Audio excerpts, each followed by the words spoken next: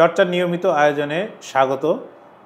আপনারা জানেন যে সংযুক্ত আরব আমিরাতে চলছে এশিয়া কাপ টি-20 টুর্নামেন্ট, যেখানে ৮টা দল অংশ নিচ্ছে। গতকাল বাংলাদেশ আফগানিস্তানকে হারিয়েছে, কিন্তু তারপরেও বাংলাদেশ সুপার ফোরে যাবে কি না এটা এখনও কিন্তু পরিষ্কার না। অনেকগুলো ইফস অ্যান্ড বাটস, বা যদি বলি অনেকগুলো সমীকরণের এর সঙ্গে যুক্ত, যে বাংলাদেশ দলের সুপার ফোরে যাওয়া নিয়ে বা কী কী বাধা আছে না আছে এটা নিয়ে কথা বলবো। আমাদের সঙ্গে আছেন চর্চার বিশেষ প্রতিনিধি নাইর ইকবাল। নাইর ইকবাল, আপনাকে ধন্যবাদ যে আমাদের সময় দেওয়ার জন্য। তা আমি প্রথমেই যে জিনিসটা জানতে চাই সেটা হচ্ছে যে এই যে সুপার ফোরে ওঠার, মানে ৮ দলের খেলা হচ্ছে, সুপার ফোরে ওঠার ইকুয়েশনটা এখন কোন জায়গায় আছে, সমীকরণটা আসলে কোন জায়গায় দাঁড়িয়ে আছে? ধন্যবাদ সেলিম খান। কালকে বাংলাদেশ আফগানিস্তানকে হারিয়েছে ৮ রানে।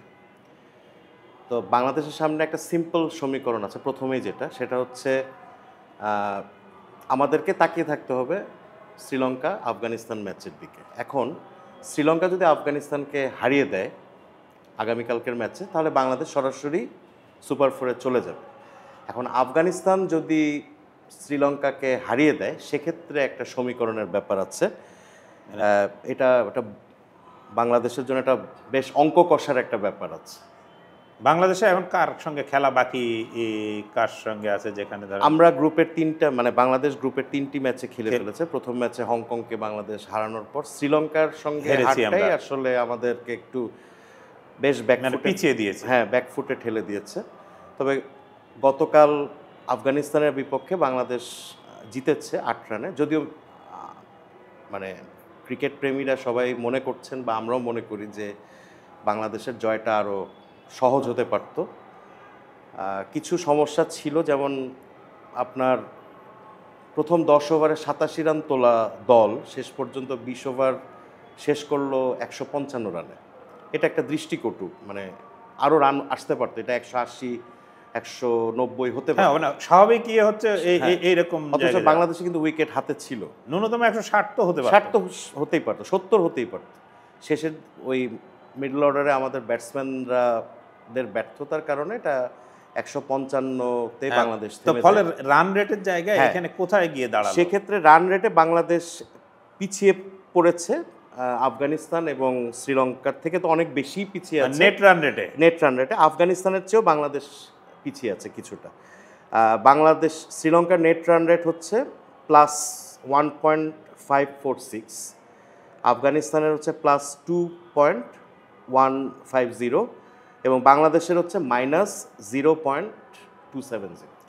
পার্থক্যটা তো অনেক। হ্যাঁ, সেক্ষেত্রে আমাদের একমাত্র চাওয়াই থাকবে কালকে, যদি আমরা সমীকরণের মধ্যে না যেতে চাই, শ্রীলঙ্কা যেন আফগানিস্তানকে বিরুদ্ধে হারিয়ে দেয় এবং ইভেন ম্যাচটাও যদি পরিত্যক্ত হয় তাহলেও বাংলাদেশ সুপার ফোরে যাবে। কিন্তু আফগানিস্তান যদি শ্রীলঙ্কাকে হারিয়ে দেয়, সেক্ষেত্রে বাংলাদেশ হয়তো বাদ পড়ে। এখন আফগানিস্তান শ্রীলঙ্কাকে হারিয়ে দেওয়ার পরও বাংলাদেশের একটা সম্ভাবনা থাকবে, সেটা হচ্ছে শ্রীলঙ্কার সঙ্গে তখন একটা নেট রান রেটের একটা মানে কম্প্যারিজন চলে আসবে। যদিও শ্রীলঙ্কা এগিয়ে আছে, শ্রীলঙ্কার মানে কোন কোন জায়গায় এগিয়ে আছে আপনি দেখেন, যে শ্রীলঙ্কা যদি ধরেন আফগানিস্তান আগামীকালকের ম্যাচে আগে ব্যাটিং করে 190 180 থেকে 200-র কাছাকাছি একটা রান করলো, সেক্ষেত্রে শ্রীলঙ্কা যদি 128 রান করে, ধরেন অল আউট হয়ে গেল 128 রান, 128 করতে পারলে শ্রীলঙ্কা বাংলাদেশকে টপকে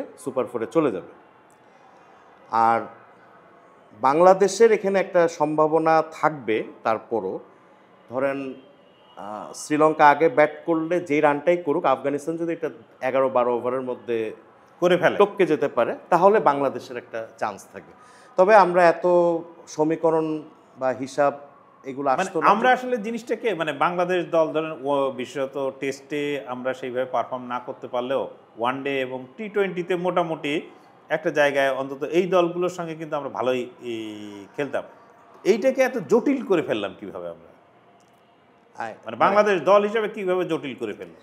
এটা আসলে এখন ক্রিকেটে অনেক ধরনের আমাদের আসলে মানে কি বলবো, আমাদের পারফরমেন্সের সবচেয়ে বড় সমস্যা হচ্ছে বিশেষ করে টি-20 এবং ওয়ানডেতে আমাদের পারফরমেন্সের ধারাবাহিকতা নেই। আপনি দেখেন হংকংয়ের সঙ্গে বাংলাদেশ মোটামুটি ভালো খেলেই হংকংকে উড়িয়ে দেওয়ার মানে ভালো খেলেই জিতলো। সে একই দল আপনার শ্রীলঙ্কার সঙ্গে, যেখানে শ্রীলঙ্কা বাংলাদেশের খুবই পরিচিত প্রতিযোগী, হ্যাঁ, প্রতিদ্বন্দ্বী, সেই শ্রীলঙ্কার সঙ্গে এসে বাংলাদেশের ব্যাটিং ক্লিক করলো না, কিছুই ক্লিক করলো না। অলমোস্ট একটা সহজ জয় আমরা তুলে দিলাম শ্রীলঙ্কাকে, প্রতিদ্বন্দ্বিতাটাও করতে পারলাম না। আবার কালকে দেখেন, কালকে আমরা কনসিস্টেন্সির অভাব, এইখানে এইসব জায়গায় আমরা আসলে পিছিয়ে যাই। যে এই যে বললাম যে 10 ওভারে 87 রান করে ফেলার পর যে কোনো দলই আপনার 180, 170, 75 করে ফেলবে, কিন্তু আমরা 155-তে আটকে গেলাম। আমাদের মিডল অর্ডার রানই তুলতে পারলো না। হ্যাঁ, এই জায়গায় আমি আসতে চাই যে আপনার কাছে যে শেষ যে বিষয়টা জানতে চাইবো যে এত কিছু সমীকরণ, এত মানে এ করলে এটা হবে, ও করলে ওইটা হবে, শ্রীলঙ্কা যদি জেতে, আফগানিস্তান যদি হারে, আফগানিস্তান যদি এত রান করে, শ্রীলঙ্কা যদি এর চেয়ে এত কম করে, মানে একটা জটিল মানে সমীকরণের আবর্তে পুরো বিষয়টাকে মানে আটকে গেছে। এই পুরো বিষয়টার মধ্যে আপনি বাংলাদেশের এই এখন যে আমাদের যে এক্সিস্টিং দল, এর সম্ভাবনা আসলে কতটুকু দেখেন? দল আসলে এখনো পর্যন্ত তারা ওইরকম পারফরমেন্স তো তারা দেখাতে পারে না। আমি হংকং তাহলে কি সুপার ফোরে যাওয়ার আশা আমরা করতে পারি? সুপার ফোরে আশা আমরা করতেই পারি, কারণ শ্রীলঙ্কা যদি কালকে জিতে যায় আফগানিস্তানের এই বিরুদ্ধে, আমরা চলে যাব, হ্যাঁ যেতে পারবো। এবং সুপার ফোরে যেহেতু আমাদের একটা বড় পরীক্ষা দিতে হবে, ভারত, পাকিস্তান, শ্রীলঙ্কা, বিশেষ করে ভারতের সঙ্গে আমাদের খেলতে হবে, এই টুর্নামেন্টের সবচেয়ে শক্তিশালী দল। আমরা তো এখনো পর্যন্ত আশার আলো জ্বালানোর মতো তেমন কিছু পাইনি। হংকংয়ের সঙ্গে আমরা জিতলাম, শ্রীলঙ্কার সঙ্গে হারলাম, আবার আমরা হারলাম, মানে হ্যাঁ আফগানিস্তান তো টি-20 দল হিসেবে তো হ্যাঁ মানে ওয়ান অফ দ্য বেস্ট। আফগানিস্তানের বিপক্ষে জয়টা ভালো জয়, তবে জয়টা আরো বড় হতে পারতো এবং এটা বাংলাদেশের হাতেই ছিল। ধন্যবাদ নায়ের ইকবাল। আজ আমরা এখানেই শেষ করছি। প্রিয় দর্শক, আমাদের সঙ্গেই থাকবেন। আর আমাদের অনুষ্ঠান নিয়ে চর্চা.com এবং চর্চা.com-এর ফেসবুক পেজ এবং ইউটিউব চ্যানেলে আপনারা আপনাদের মতামত জানাতে ভুলবেন না। ধন্যবাদ।